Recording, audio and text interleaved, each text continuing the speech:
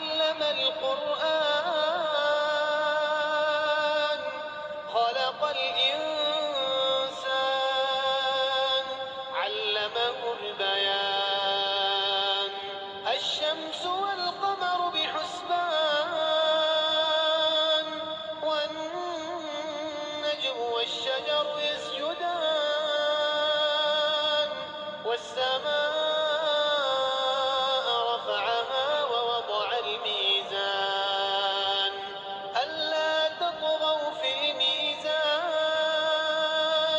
وأقيموا الوزن بالقسط ولا تخسروا الميزان والأرض وضعها للأنام فيها فاكهة والنخل ذات الأكمام والحب ذو العصف والريحان فبأي آلاء ربكما تكذبان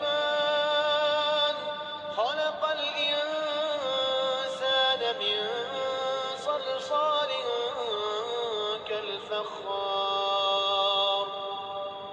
وخلق